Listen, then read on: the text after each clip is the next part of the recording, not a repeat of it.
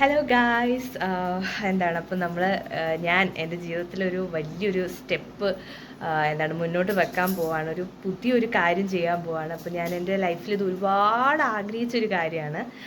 അപ്പോൾ ഫൈനലി ഞാൻ അതിൻ്റെ ഒരു ആദ്യ പടി അതിലേക്ക് ചവിട്ടാൻ പോവാണ്. അപ്പം ഒത്തിരി എക്സൈറ്റഡ് ആണ്. അത് മാത്രമല്ല കുറച്ച് നെർവസും കൂടിയാണ്. അപ്പോൾ നമുക്ക് ദൈവത്തിനെ വിളിച്ചുകൊണ്ട് തുടങ്ങാം. അപ്പം എന്താണ് കാര്യം എന്നൊക്കെ ഞാൻ വഴിയെ പറയാം. നമുക്ക് വീഡിയോയിൽ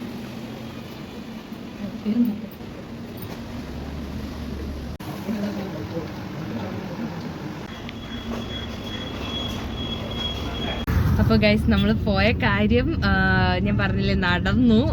എന്തായാലും എനിക്ക് കൊടുക്കാൻ പറ്റി. അപ്പം നിങ്ങൾ ചിന്തിക്കുന്നുണ്ടായിരിക്കും എന്തിനാണ് പോയത്, എന്താണ് സംഭവം എന്നൊക്കെ. അപ്പോൾ ഞാൻ കുറേ നാളായിട്ട് ഇങ്ങനെ വിചാരിച്ചിരുന്നതായിരുന്നു MBAക്ക് കൊടുക്കണം, എഡ്യൂക്കേഷൻ, അതായത് മാസ്റ്റേഴ്സ് എടുക്കണമെന്ന് ഇങ്ങനെ വിചാരിച്ചിരുന്നേ. കാരണം ഞാനിപ്പോൾ ഗ്രാജുവേഷൻ കഴിഞ്ഞാണ് ജോലിക്ക് പോയത്. അപ്പം അത് കഴിഞ്ഞ് എനിക്ക് മാസ്റ്റേഴ്സ് എടുക്കണമെന്ന് ഭയങ്കര ആഗ്രഹമായിരുന്നു. അപ്പം ഞാൻ ഡിസ്റ്റൻസ് എടുക്കാമെന്നാണ് എന്തായാലും വിചാരിച്ചത്.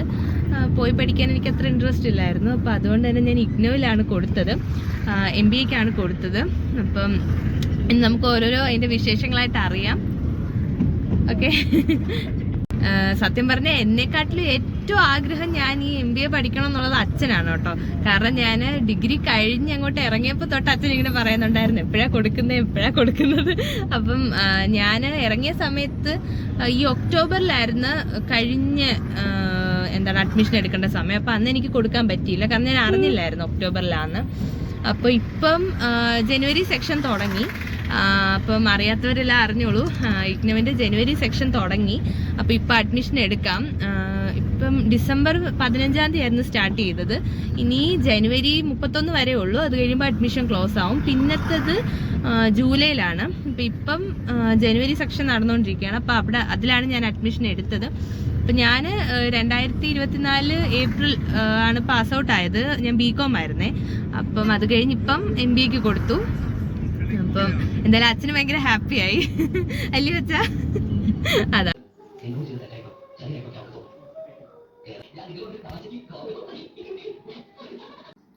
അപ്പം നമ്മുടെ ടെക്സ്റ്റുകൾ വന്നിട്ടുണ്ട്. ഇപ്പം നമ്മൾ അഡ്മിഷൻ കൊടുത്തത് ജാനുവരിയിലായിരുന്നു. ടെക്സ്റ്റ് വന്നപ്പോഴത്തേക്ക് ഇതിപ്പോൾ ഫെബ്രുവരി ആയി. ആദ്യത്തെ ഒരു സെറ്റ് വന്നായിരുന്നു കേട്ടോ, 3 എണ്ണം. ഇത് ബാക്കി 4 എണ്ണമാണ്. ഇപ്പം നമുക്കിതൊന്ന് തുറന്നു നോക്കാം. നമുക്ക് 7 സബ്ജക്റ്റാണ് ഉള്ളത്. അതായത് നമുക്ക് 4 സെമ്മാണുള്ളത്. 4 സെമ്മിലും ആയിട്ട് 7 സബ്ജക്റ്റ്. ആ എല്ലാ സബ്ജക്റ്റും ഈ 7 ടെക്സ്റ്റിൽ തന്നെ ഉണ്ട്.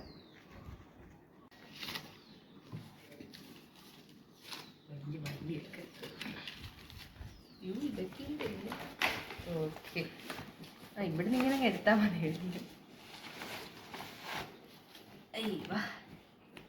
ഇത് 4 എണ്ണം ഉണ്ട്. നമുക്ക് ആദ്യം ഒരു 3 എണ്ണമാണ് വന്നത്. ആദ്യത്തെ സബ്ജക്റ്റില് അക്കൗണ്ടിങ് ഫോർ മാനേജേഴ്സ്. ഒരു മാനേജറൊക്കെ ആയി കഴിയുമ്പോൾ ഇതിൻ്റെയൊക്കെ ആവശ്യം വരും. പിന്നെ ഹ്യൂമൻ റിസോഴ്സ് മാനേജ്മെന്റ്.